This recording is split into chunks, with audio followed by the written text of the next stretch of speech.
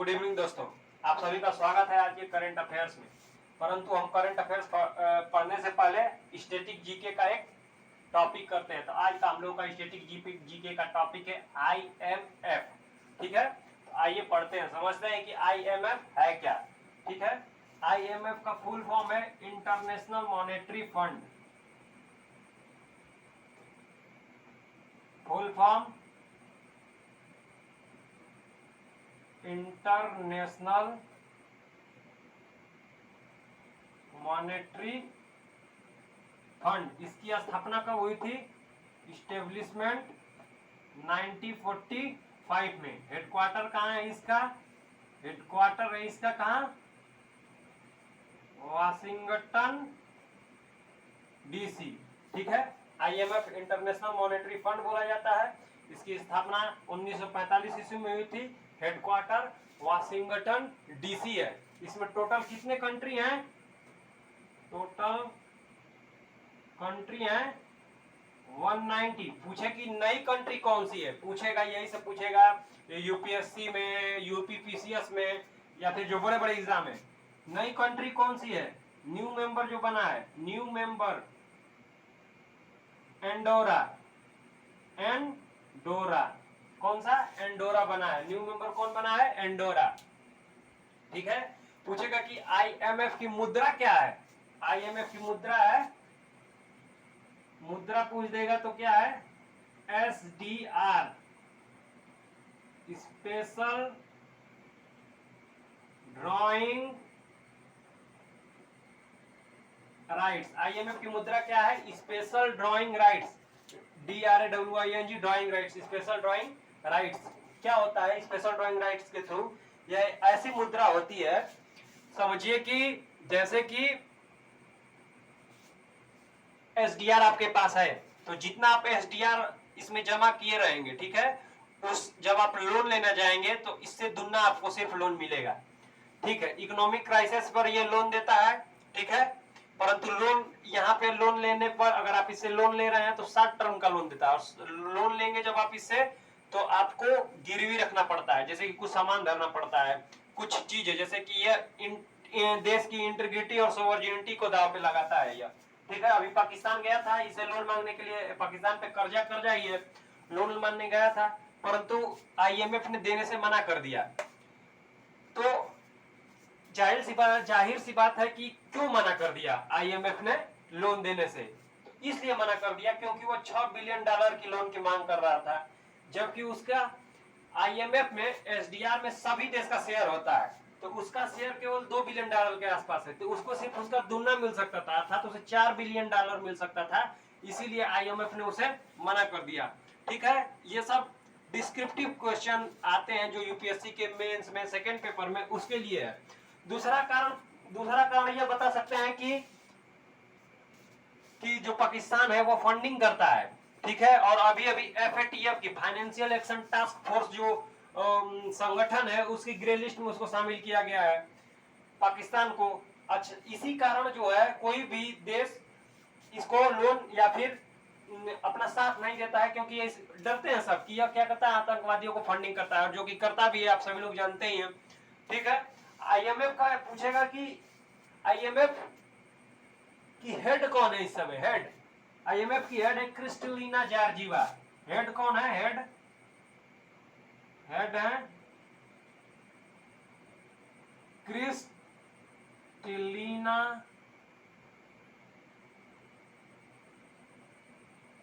Georgieva. IMF की head कौन है? Kristalina Georgieva. कौन? क्रिस्टलिना जॉर्जिवा इस समय आईएमएफ की हेड है। अच्छा, इस समय मुख्य अर्थशास्त्री पूछे, स्वतंत्र रूप से नहीं, केवल मुख्य अर्थशास्त्री पूछे तो हम लोग क्या मारेंगे? गीता गोपीनाथ। कौन? गीता गोपीनाथ। मुख्य अर्थशास्त्री पूछे, मुख्य अर्थशास्त्री गीता गोपीनाथ। ठीक है, ठीक है, सीईओ भी समझ सकते हैं, परंतु मुख्य अर्थशास्त्री के रूप में इन्हें जानिए। मुख्य अर्थशास्त्री है कौन? गीता गोपीनाथ। आईएमएफ जो होता है ना, एक रिपोर्ट जारी करता है, वर्ल्ड आउटलुक रिपोर्ट, जो कि अत्यंत ही महत्वपूर्ण है, यूपीएससी के एग्जामों में पूछे जाते हैं कि वर्ल्ड आउटलुक रिपोर्ट कौन जारी करता है? World outlook report. World outlook report कौन जारी करता है? तो आईएमएफ जारी करता है। चलिए अब मेरे साथ आंख बंद करके इसे बोलना है कि आईएमएफ इंटरनेशनल मॉनेटरी फंड पूरा नाम है। हेडक्वार्टर कहाँ है? वाशिंगटन डीसी में। स्थापना कब हुआ था? 1945 ईस्वी में इसकी स्थापना हुई थी। हेडक्वार्टर वाशिंगटन डीसी में है। 1945 ईस्वी में स्थापना हुई थी। टोटल कंट्री कितने हैं? 190 कंट्री है। ठीक है। नई कंट्री कौन सी है? एंडोरा है। कौन सी रिपोर्ट जारी करता है? तो रिपोर्ट जारी करता है वर्ल्ड आउटलुक रिपोर्ट। ठीक है। कौन सी रिपोर्ट? पाकिस्तान को क्यों इसने मना किया? पाकिस्तान को इसलिए मना किया क्योंकि उसकी स्पेशल ड्राइंग राइट्स उतने मनी नहीं थे, इसी कारण इसने मना कर दिया। ठीक है। हेड कौन है? Kristalina Georgia. मुख्य अर्थशास्त्री गीता गोपीनाथ। ये हम लोगों का रहा आज का स्टैटिक जीके। आइए अब हम अपना करंट अफेयर्स पढ़ते हैं। Current affairs.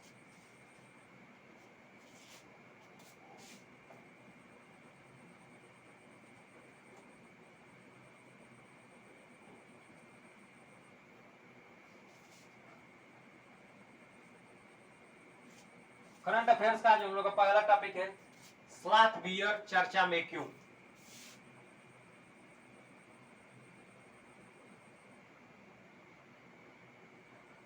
अभी 2 स्लॉथ बियर घायल मिले हैं जिनका इलाज किया गया है। Sloth bear is also known as honey bear. इन्हें शहद बहुत पसंद होता है। शहद देख के ये छटपटा जाते हैं, दौड़ के पहुंच जाते हैं और खाने लगते हैं। इन्हें हनी बियर भी कहा जाता है।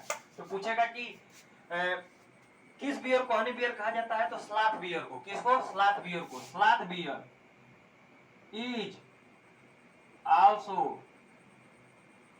Known as honey bear. ठीक है। अगर पूछे कि इसका साइंटिफिक नाम क्या है? साइंटिफिक नाम है वैज्ञानिक नाम।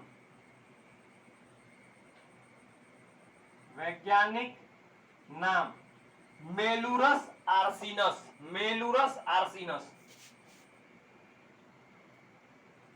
मेलुरस आर्सिनस इसका साइंटिफिक नाम है। क्या है? मेलुरस आर्सिनस। स्लॉथ बियर चर्चा में क्यों है? क्योंकि अभी ये घायल स्थिति में 2 मिले हैं हमें। ठीक है।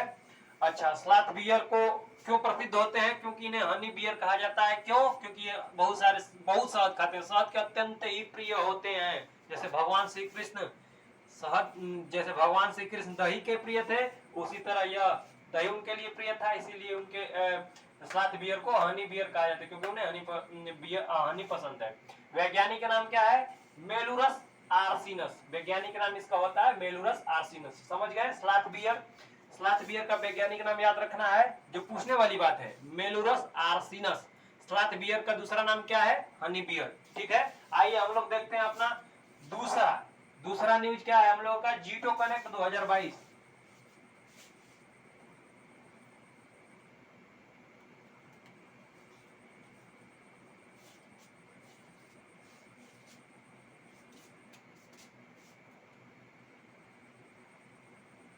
जीटो कनेक्ट 2022। ठीक है। ये न्यूज में क्यों है? जीटो कनेक्ट 2022 का कहाँ आयोजन हुआ है? पुणे में। याद रखिएगा, पुणे में इसका आयोजन हुआ है।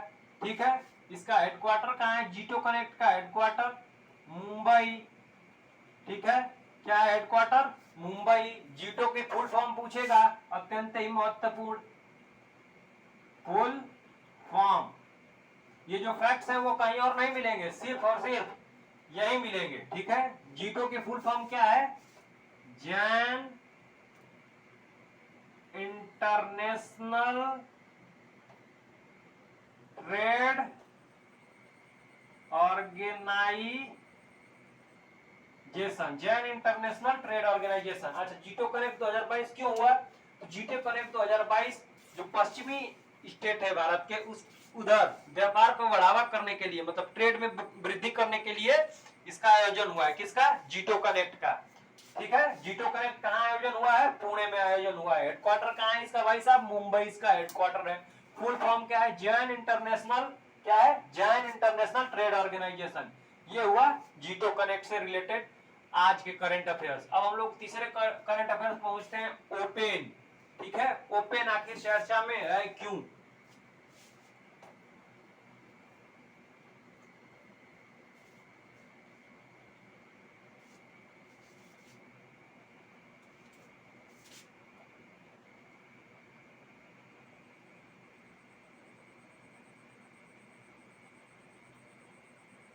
देखिए यह जो ओपन है यह चर्चा में इसलिए है क्योंकि यह भारत की 100वीं यूनिकॉर्न बन गई है, मतलब बहुत तेजी से बनने वाली यह 100वीं यूनिकॉर्न है। भारत जो है वो यूनिकॉर्न यूनिकॉर्न ऐसा स्टार्टअप होते हैं, स्टार्टअप जो छोटा सा बिजनेस शुरू किया गया हो, जो बड़ा बिजनेस हो जाता है वो यूनिकॉर्न हो जाता है। मतलब यूनिकॉर्न मतलब अगर पूछे कोई आपसे यूनिकॉर्न की यूनिकॉर्न किसे कहते हैं तो आप कहेंगे यूनिकॉर्न की परिभाषा यह है कि ऐसी कंपनियां, ऐसा स्टार्टअप जिसकी ब्रांड वैल्यू $1 बिलियन से अधिक हो। ठीक है, स्टार्टअप यूनिकॉर्न बना है 100वां स्टार्टअप, 100वां यूनिकॉर्न बना है। ठीक है, कौन? ओपन भारत का 100वां यूनिकॉर्न बना है। ओपन क्या है? कंपनी है। ठीक है, वो क्या बना? भारत का एक स्टार्टअप है, वो भारत का 100वां यूनिकॉर्न बना है। कौन? ओपन। क्या बना है? भारत का 100वां यूनिकॉर्न, 100वां यूनिकॉर्न बना है। यूनिकॉर्न पूछे किसे कहते हैं तो जिसकी ब्रांड वैल्यू $1 बिलियन से अधिक हो। ठीक है, अगर पूछे कि स्पोर्ट्स में खेल में कौन सी ऐसी टीम है जिसकी ब्रांड वैल्यू, जो यूनिकॉर्न बनी है, पहली यूनिकॉर्न बनी है, अगर मैं बोलूं कि जिसकी ब्रांड वैल्यू $1 बिलियन से अधिक है, मतलब आप समझ जाइएगा कि वो यूनिकॉर्न बनी है। पहली यूनिकॉर्न कौन सी बनी है? छपेगा, सीएसके। कौन सी पहली यूनिकॉर्न? स्पोर्ट्स में कौन बनी है? सीएसके, जिसका नाम है चेन्नई सुपर किंग, जिसे कप्तान है एमएसडी माही भाई। ठीक है, आइए हम लोग अपने अगले न्यूज पे चलते हैं। अगली न्यूज खेलो इंडिया यूनिवर्सिटी गेम 2021 के बारे में, कि कहां हुआ था खेलो इंडिया यूनिवर्सिटी गेम 2021।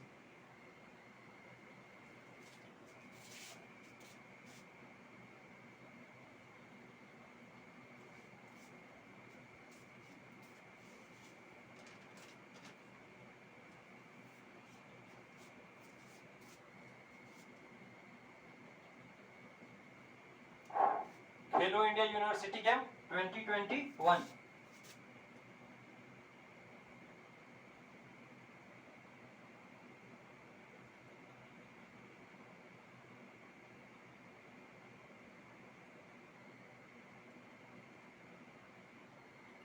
देखो, खेलो इंडिया यूनिवर्सिटी गेम 2021 का आयोजन हुआ बेंगलुरु में। आयोजन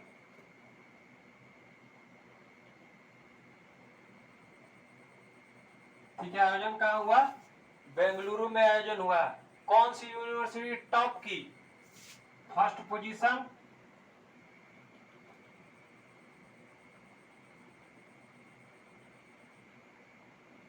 जैन यूनिवर्सिटी। खेलो इंडिया यूनिवर्सिटी गेम 2021 का आयोजन बेंगलुरु में हुआ था। फर्स्ट रैंक जैन यूनिवर्सिटी का आया था। पूछेगा कि इसका शुभंकर क्या था? शुभंकर तो शुभंकर था वीरा। क्या था शुभंकर? वीरा। खेलो इंडिया यूनिवर्सिटी गेम 2021 का आयोजन हुआ कर्नाटका के बेंगलुरु में। ठीक है, इसमें फर्स्ट रैंक किसका आया था?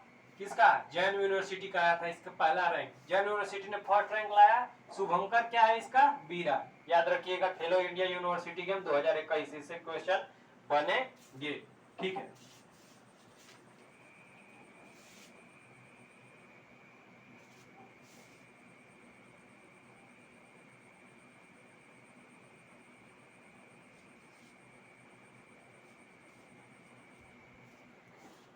अगली न्यूज है नेट ग्रिड 2022। यह क्या है?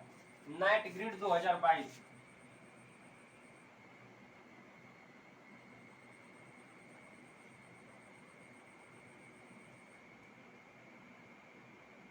देखिए, इसका फुल फॉर्म है, फुल नाम है, फुल फॉर्म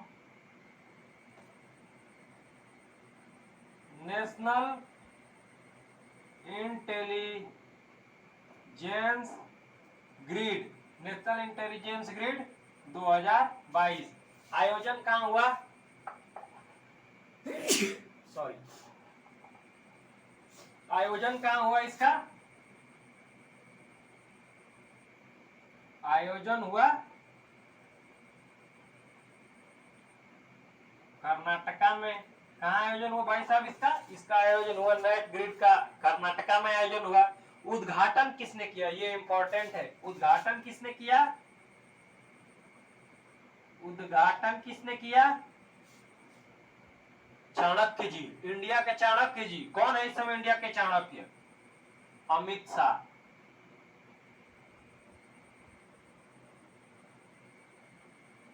हम लोग के मोटा भाई अर्थात अमित शाह अर्थात भारत के चाणक्य, इस समय के राजनीति में वो भी कौन है, अमित शाह जी। नेट ग्रिड 2022 का आयोजन कहाँ हुआ है, कर्नाटका में हुआ है, ठीक है। नेट ग्रिड का फुल नाम क्या है या तो फुल फॉर्म क्या है, नेशनल इंटेलिजेंस ग्रिड, ठीक है। और पूछे कि उद्घाटन कहाँ हुआ है, किसने करा है, उद्घाटन किसने करा है, तो बोल देंगे अमित शाह जी, हम लोगों के मोटा भाई अर्थात राजनीति के चाणक्य। ये सब नहीं लिखना है, डायरेक्ट अमित शाह लिखना है, मैं ऐसे प्यार से बोलता हूँ उनको।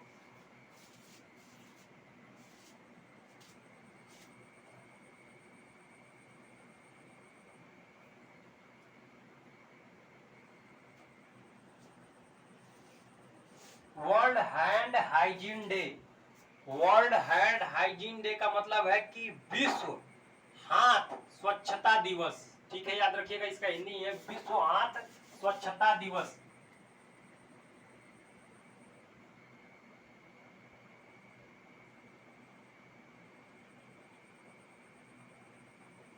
कब मनाया जाता है, celebrated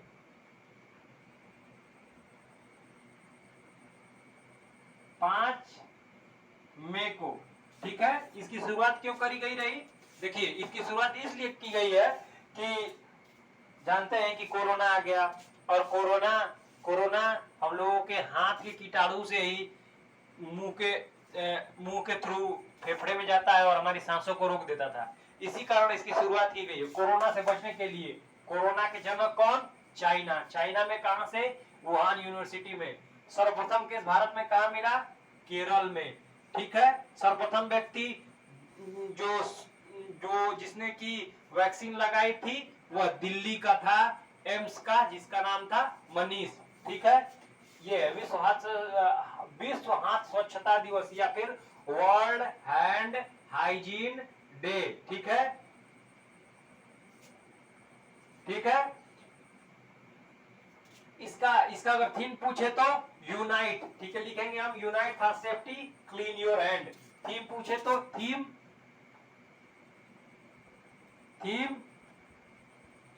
unite for safety clean your hand, ठीक है।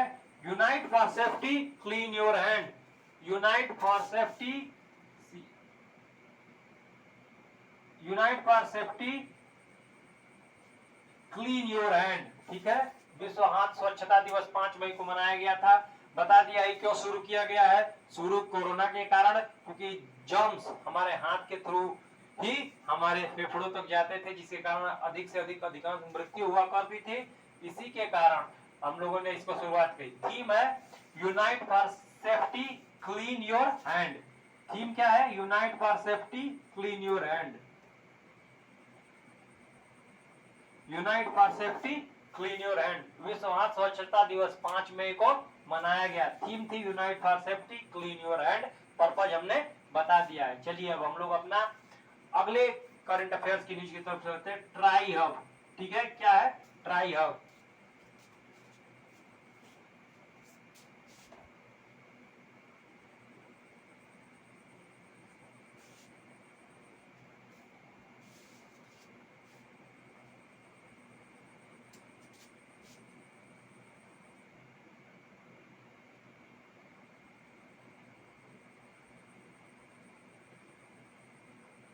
ये इंपॉर्टेंट है, ठीक है, याद रखिएगा।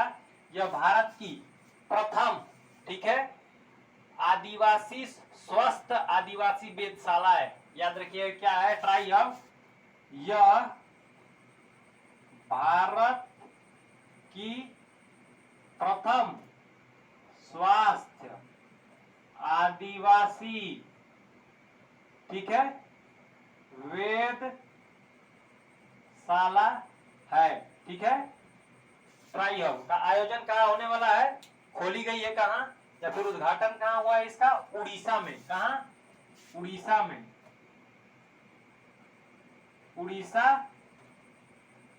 उड़ीसा में इसका उद्घाटन कहाँ हुआ है भाई साहब, उड़ीसा में इसका उद्घाटन हुआ है। उड़ीसा, देखिए अब उड़ीसा से रिलेटेड फैक्ट देखते हैं। उड़ीसा का पुराना नाम क्या है, कलिंग। उड़ीसा का पुराना नाम, ओल्ड नेम कलिंग। कलिंग वार कब हुआ था,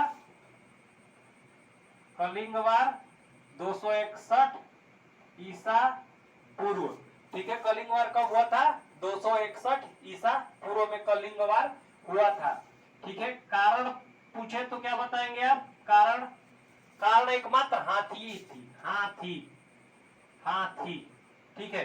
इसी बारे में अशोक ने बहुत सारे लोगों को मारे, यहाँ तक कि बच्चियों तक को काट डाला, ठीक है। और यह व्यापक नरसंहार से उसका मन विचलित हो गया और इसी के बाद से उसने बौद्ध धर्म को अपना लिया था।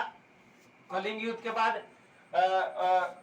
अशोक किस धर्म को अपनाया था, बौद्ध धर्म को। बौद्ध धर्म सर्वप्रथम कहाँ गया था, धम्म को अपनाया था। बुद्धम शरणम गच्छामि, धम्मम शरणम गच्छामि, संघम शरणम गच्छामि, मतलब 3 सूत्र है ना, कि बुद्धम या बुद्ध के पास जाइए, दूसरा संघ के पास जाइए, तीसरा धम्म के पास जाइए, तो वो धम्म के पास गया था। कलिंग की युद्ध 261 ईसा पूर्व में हुई थी। कलिंग उड़ीसा में है। उड़ीसा में भाई साहब कौन सा, बिरसा मुंडा स्टेडियम खुल रहा है, बिरसा मुंडा स्टेडियम खुल रहा है, बिरसा मुंडा स्टेडियम खुलेगा। किस चीज का यह स्टेडियम है, हॉकी का। यह हॉकी का सबसे बड़ा स्टेडियम है, हॉकी का सबसे बड़ा स्टेडियम है, ठीक है। और क्रिकेट का पूछेगा तो नरेंद्र मोदी स्टेडियम, ठीक है, जो अहमदाबाद में है, ठीक है। क्रिकेट का कौन सा है, नरेंद्र मोदी स्टेडियम। यह हॉकी का सबसे बड़ा स्टेडियम है, कौन, बिरसा मुंडा स्टेडियम, ठीक है। उड़ीसा में ही चिल्का लेक है, उड़ीसा में ही चिल्का झील, चिल्का झील है, चिल्का झील है। यह भारत की तरफ से शामिल होने वाली प्रथम राम साइट है, ठीक है। अर्थात पूछेगा कि भारत की तरफ से शामिल होने वाली प्रथम राम साइट कौन सी है, तो चिल्का लेक है। कब शामिल हुई थी रामसर साइट में, 1981 में। कब शामिल हुई थी भाई साहब रामसर साइट में, बताइए बताइए कब, 1981 में रामसर साइट में। यह भारत की प्रथम है, फर्स्ट है जो रामसर साइट में शामिल हुई थी।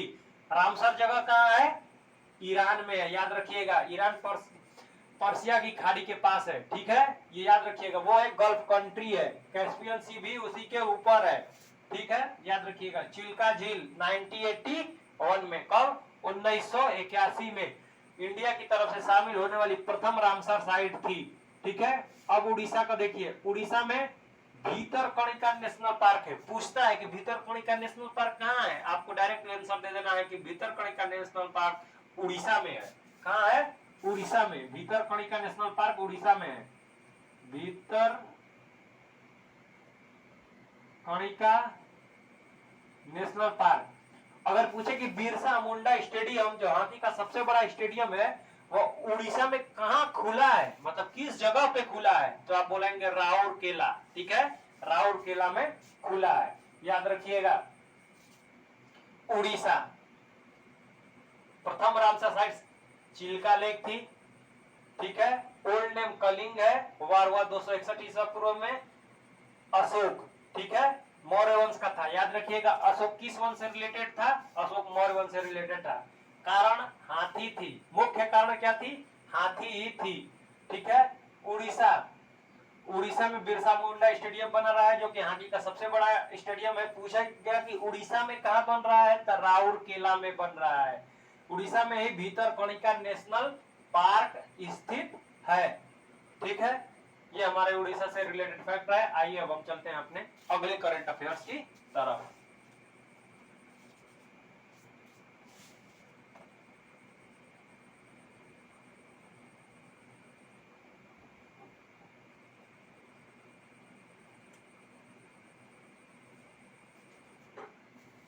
इंडियन एयरफोर्स, हम लोग का अगला करंट अफेयर्स है कि इंडियन एयरफोर्स न्यूज में क्यों है। इंडियन एयरफोर्स IAF, याद रखिएगा।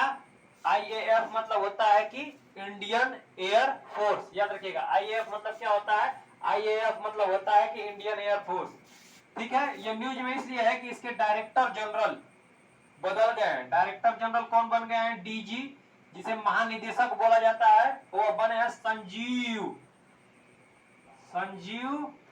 कपूर। कौन बने हैं? संजीव कपूर, ठीक है। IAF इंडियन एयर फोर्स, इसके एयर चीफ मार्शल कौन है? एयर चीफ मार्शल अर्थात सबसे बड़ा पद होता है, कौन है? BR चौधरी। BR चौधरी कौन है? BR चौधरी, ठीक है। पूछेगा कि इंडियन एयरफोर्स डे कब मनाया जाता है? तो 8 अक्टूबर को। कब मनाया जाता है?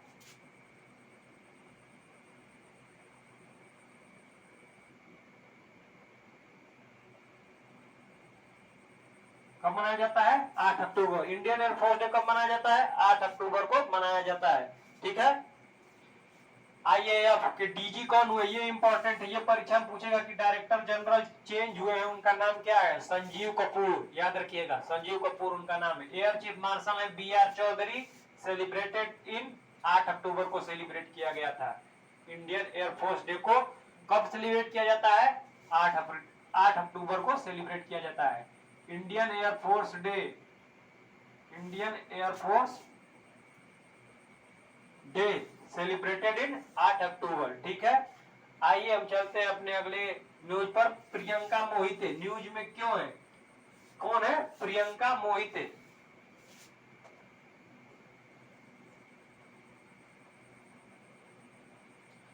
प्रियंका मोहिते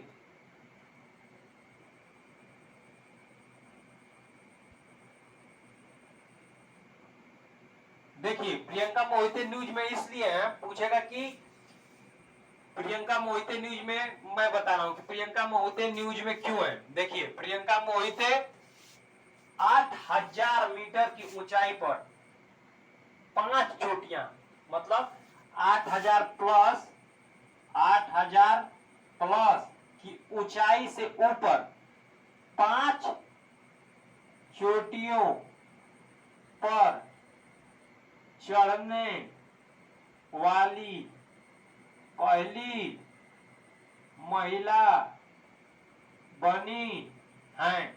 ये इंपॉर्टेंट है, याद रखिएगा। ये भाई इनका नाम प्रियंका मोहिते है, जिन्होंने 8000 मीटर की ऊंचाई से अधिक 5 चोटियों पर चढ़ाई की है। कितने? 5 चोटियों पर प्रियंका मोहिते ने 8000 से अधिक ऊंचाई की 5 चोटियों पर चढ़ाई की है प्रियंका मोहिते। अगर इससे पूछ दे कि एवरेस्ट पर चढ़ने वाली प्रथम दिव्यांग महिला कौन थी, क्या माउंट एवरेस्ट पर चढ़ने वाली प्रथम दिव्यांग महिला कौन थी? तो आपको बताना पड़ेगा अरुणिमा सिन्हा। अरुणिमा सिन्हा अरुणिमा सिन्हा अरुणिमा सिन्हा दिव्यांग महिला थी। दिव्यांग महिला फर्स्ट हैं जिन्होंने एवरेस्ट पर चढ़ाई करी थी। किसमें? माउंट एवरेस्ट पर। माउंट एवरेस्ट पर चढ़ाई करी थी। माउंट एवरेस्ट पर, जिसकी ऊंचाई कितनी है? 8848.2, ठीक है। ये उसकी ऊंचाई है 8848.2। दुनिया की सबसे ऊंची पर्वत चोटी है। माउंट एवरेस्ट कहाँ स्थित है? नेपाल में। नेपाल में, ठीक है, नेपाल में स्थित है, ठीक है। नेपाल की कैपिटल क्या है? काठमांडू। काठमांडू में किसका हेडक्वार्टर है? सार्क का हेडक्वार्टर है। नेपाल की कैपिटल काठमांडू। काठमांडू इसकी कैपिटल है। किसका हेडक्वार्टर है यहाँ पर? सार्क का South Asian Association for Regional Cooperation. SAARC मतलब South Asian Association for Regional Cooperation. ठीक है, सार्क मतलब क्या होता है? South Asian Association for Regional Cooperation. याद रखिएगा, सार्क है। ठीक है, सार्क में काठमांडू में सार्क का हेडक्वार्टर है। ठीक है, प्रियंका मोहिते न्यूज में की क्यों थी? क्योंकि यह प्रथम महिला हुई है जिन्होंने 8000 से अधिक ऊंचाई की, एक दो नहीं 5 चोटियों पर चढ़ाई करी है।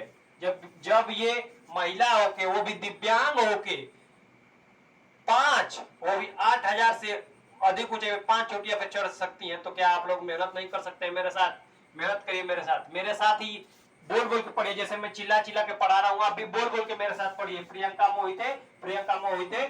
मोहिते पहली ऐसी दिव्यांग महिला है, अर्थात या पहली महिला है जिन्होंने 8000 से अधिक ऊंचाई की 5 चोटियों पर चढ़ाई की है। अच्छा, दूसरा फैक्ट याद रखेंगे हम लोग की अरुणिमा सिन्हा। कौन? अरुणिमा सिन्हा प्रथम महिला दिव्यांग महिला थी जिन्होंने माउंट एवरेस्ट पर चढ़ाई करी थी। ऐसे बोल बोल के याद करेंगे, याद हो जाएगा। देखिए, अब हम लोग अगला शुक्रयान मिशन 1।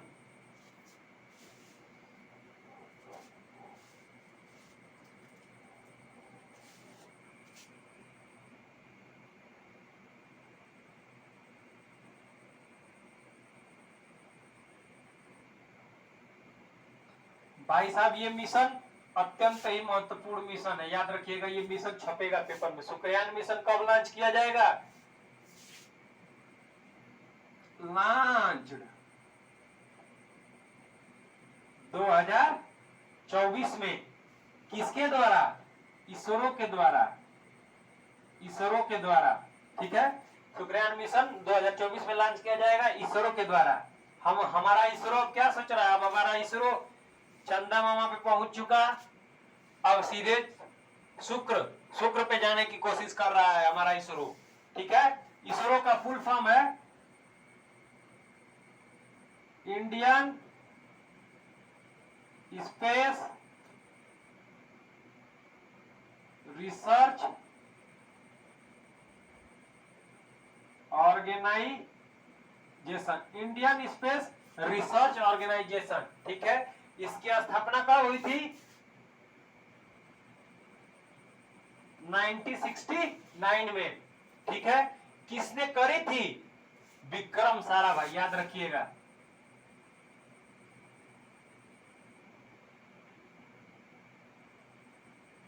ठीक है, इस समय इसके हेड कौन है? कौन हेड? सोमनाथ। इस समय इसके जो चेयरपर्सन है कौन है? के सीवान के बाद बने कौन? सोमनाथ। याद रखिएगा, सोमनाथ इसके इस समय हेड है। हेड कौन है? सोमनाथ। ठीक है, 1960 Vikram Sarabhai, Indian space research. Headquarter कहाँ है इसका?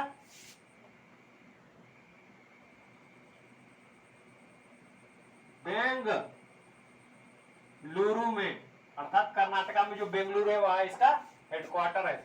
इंडियन स्पेस रिसर्च ऑर्गेनाइजेशन, जिसकी स्थापना 1969 में हुई थी। किसने करी थी? विक्रम साराभाई ने करी थी। इसके हेड कौन है? सोमनाथ है। ठीक है, हेडक्वार्टर कहाँ है? बेंगलुरु में है। शुक्रयान मिशन कौन लॉन्च करेगा? इसरो लॉन्च करेगा। कब लॉन्च करेगा? 2024 में लॉन्च करेगा। अब हम लोग आते हैं अपने अगले न्यूज पर। FCT।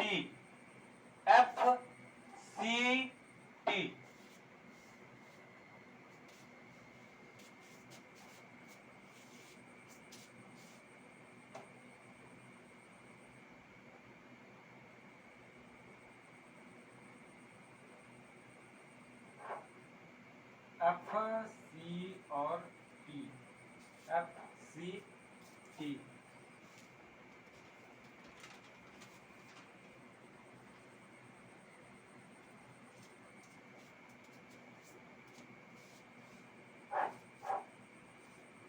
FCT, FCT,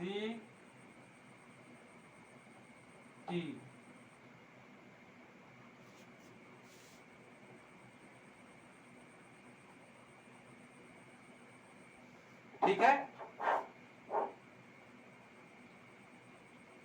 FCT का फुल फॉर्म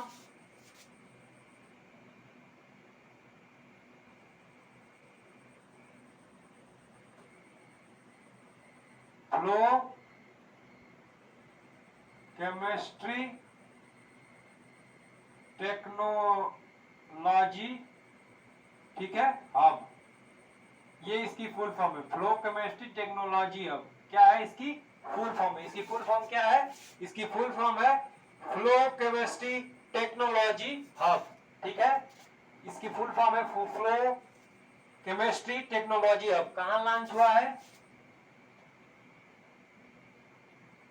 लॉन्च्ड इन, कहां? इसको कहां लॉन्च किया गया है? हैदराबाद।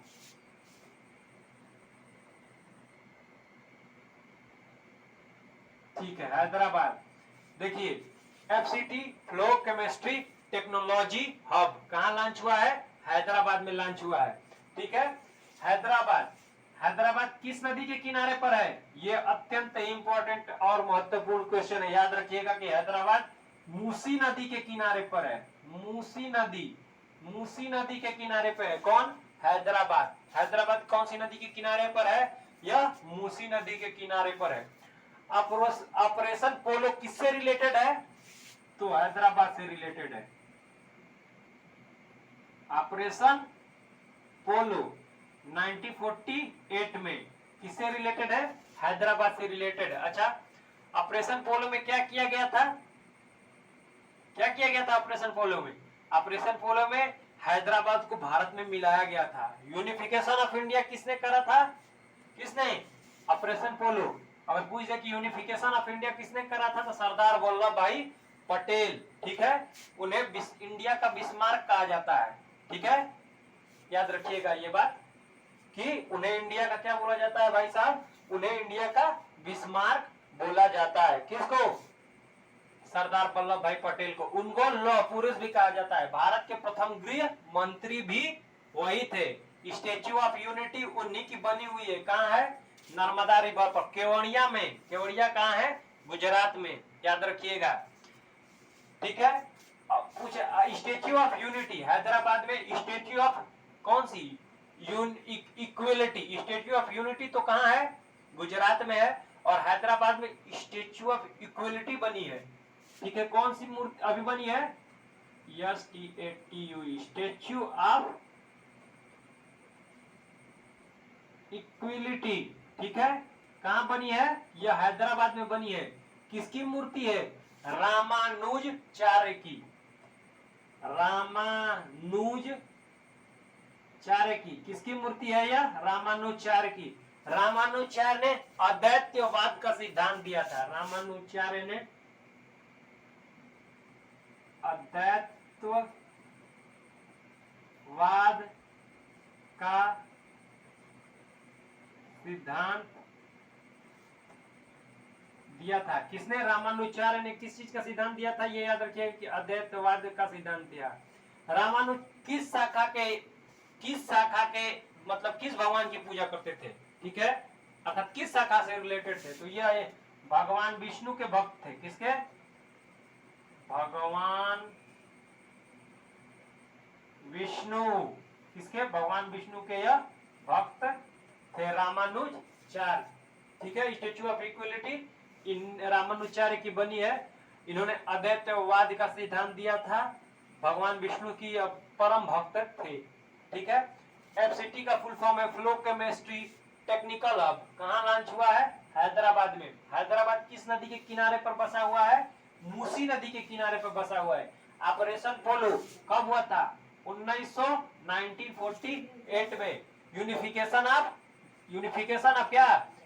Unification of India. जब भारत का यूनिफिकेशन हो रहा था तो यहाँ का नवाब मान ही नहीं रहा था। कह रहा था कि नहीं, हम आने ही नहीं देंगे।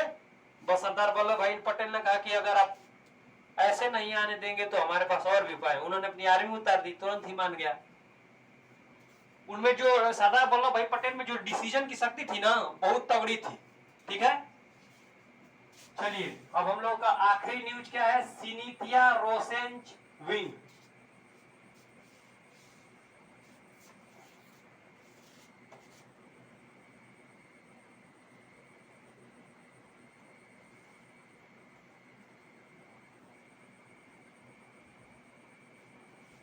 क्या है, सिनीथिया रोसेनविंग।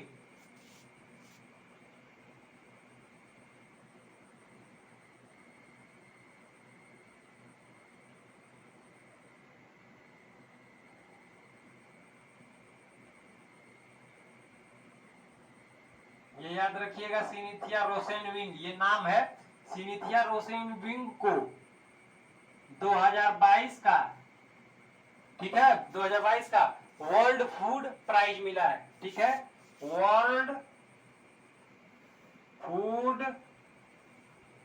प्राइज, वर्ल्ड फूड प्राइज मिला है किसको, सिनीथिया रोसेनविंग को वर्ल्ड फूड प्राइज मिला है 2022 का। याद रखिएगा, सिर्फ यह वन लाइनर क्वेश्चन है। ठीक है, खेल से रिलेटेड न्यूज नहीं लाई का? अच्छा ठीक है, देखिए खेल से रिलेटेड एक न्यूज है कि टी20 में सर्वाधिक अर्धशतक मारने वाले खिलाड़ी कौन बने? याद रखिएगा, टी20 में सर्वाधिक हाफ सेंचुरी मारने वाले एकमात्र बल्लेबाज डेविड वार्नर। ठीक है, याद रखिएगा, डेविड वार्नर किस देश से हैं? यह ऑस्ट्रेलिया से हैं। ठीक है, डेविड वार्नर टी20 में सर्वाधिक हाफ सेंचुरी मारने वाले कौन से हैं? David Warner. ये हम लोगों को याद रखना है, अभी यही करंट में थी। कल हमने पढ़ा था कि टी20 में नंबर 1 टीम कौन बनी, कमेंट करके बताइए हमें कि टी20 में नंबर 1 टीम कौन बनी है। ठीक है, चलिए दोस्तों, आज का ये हम लोगों का करंट अफेयर्स यहीं पे समाप्त होता है। हम आपको यह सेशन पसंद आया तो लाइक करिए, सब्सक्राइब करिए और शेयर करिए, क्योंकि आपका शेयर, लाइक और सब्सक्राइब भी मेरे लिए मोटिवेशन है। थैंक यू दोस्तों, धन्यवाद।